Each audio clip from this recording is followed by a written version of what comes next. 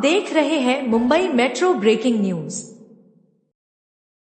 नमस्कार दोस्तों, जिस तरह से देखा कि राशन माफिया गरीबों का राशन खाते हैं, तो हमारे आई बाबा फाउंडेशन के अध्यक्ष योगेश मौर्य जी ने बहुत अच्छा कदम उठाया है कि कम से कम राशन माफिया का जो है राशन तो गरीबों को मिले, उनका हक और अधिकार मिले। उन्होंने बार बार मांग किया है कि जिस तरह से नरहरि झिलवल जी ने जो मंत्री हैं, उन्होंने गुटखा माफिया पर अगर पकड़े जाने पर एमसीओसी लगाया जाए, उन्होंने योगेश मौर्य जी ने मांग की है। और आज मैं आपको एफआईआर बताता हूं कि कुछ राशन माफिया है। राशन माफिया के नाम कुछ इस प्रकार है, जिस पर भिवंडी में केस हुआ है, एफआईआर दर्ज हुआ है। पहला नाम आता है श्री अशोक ठक्कर।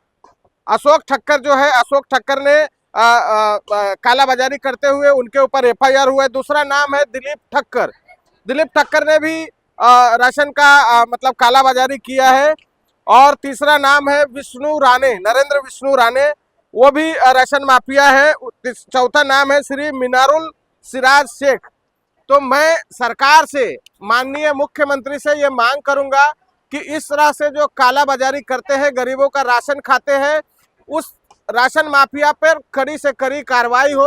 और आप इसी तरह से हमारे न्यूज़ देखते रहें।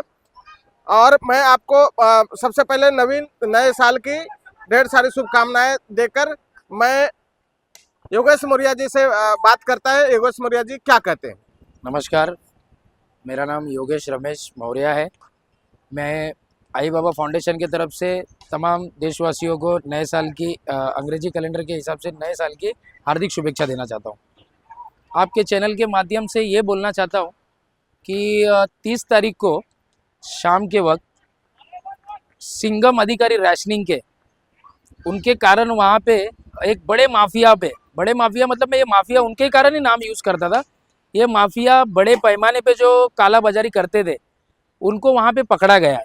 और पकड़ा गया है ऐसे कारण से वहाँ पे मतलब गोर गरीबों का जो राशन का जो धान्य रहता है, ये माफिया वहाँ पे बड़े पैमाने पे वहाँ पे डंप करते हैं, ठीक है।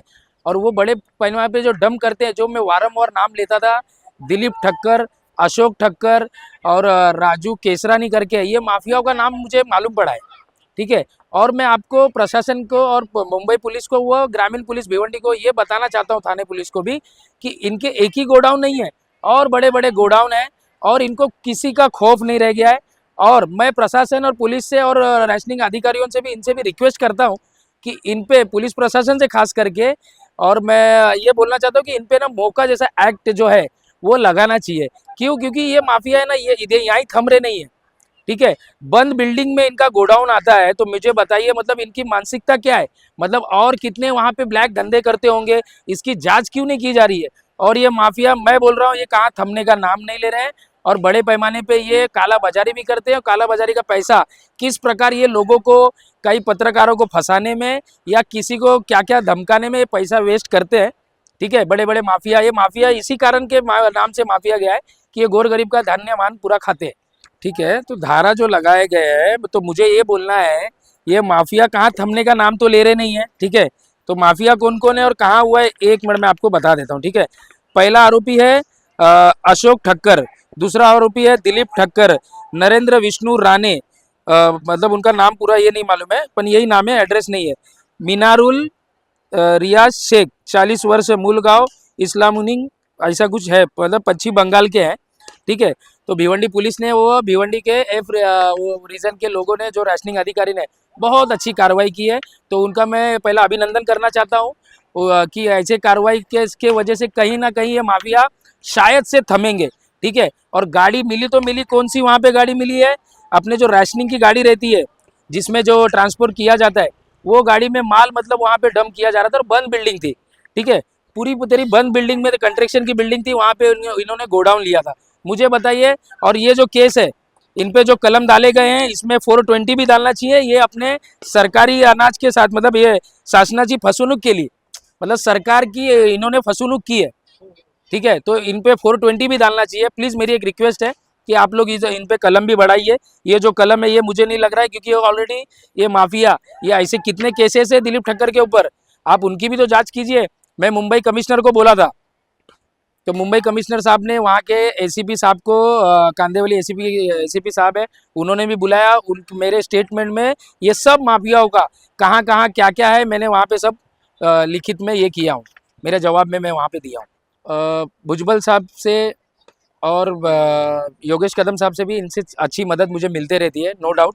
पर मेरी एक रिक्वेस्ट है कि कैसा होता है कि मैं वहाँ पे लेटर दे रहा हूँ, सब कुछ दे रहा हूँ, ठीक है, पर ये माफिया कहाँ थम रहे नहीं है, क्योंकि कैसा है और इनका और एक दिमाग में इनका नहीं भय नहीं है। इसके लिए तो मैं आपको बोल रहा हूँ ना, भय अगर रहता था मुझे बताइए, ये यहाँ पे छोटे छोटे दुकानों से, ठीक है, इस पे मैं और बताऊंगा आगे, ठीक है, जब प्रेस कॉन्फ्रेंस वगैरह लेऊंगा ना तो मैं नक्की पूरा बताऊंगा, एकदम प्रॉपर बताऊंगा कि क्या क्या हो रहा है, कैसे क्या क्या हो रहा है, कहाँ से माल कैसे लिया जाता है, कौन से राशनिंग के दुकान से लेके कौन से माफिया के पास जाता है, फिर बड़ा मगरमच्छ कौन है। तो बड़ा मगरमच्छ ये जो एफआईआर भिवंडी में हुई है, ये बड़े बड़े मगरमच्छ है, ये पूरा सिंडिकेट चलाते हैं, ठीक है। तो मेरी एक रिक्वेस्ट है कि ये सब कहाँ थमने का नाम लेगा कि नहीं।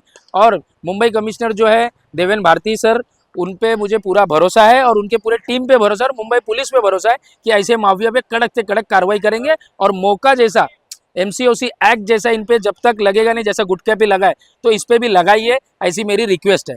नहीं तो अरे तो ये देखो ना, ये सब नाम लिखा हुआ है, अरेस्ट मतलब ये इनके लिए ये खेल है, आप समझिए।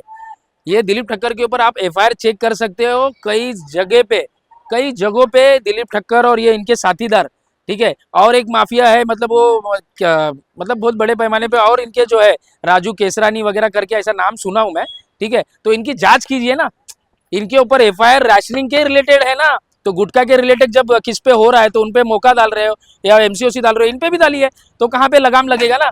नहीं तो मुझे बताओ ये माफिया कहाँ पे थमेंगे नहीं, जब तक मौका जैसा इन पे एक्ट लगेगा नहीं तब तक। और दिलीप ठक्कर पे खास करके लगाइए, मेरी एक रिक्वेस्ट है, मैं पत्र व्यवहार भी करने वाला हूँ और मंत्री साहब को भी मिलके इनके बारे में पूरा माहिती देने वाला हूँ।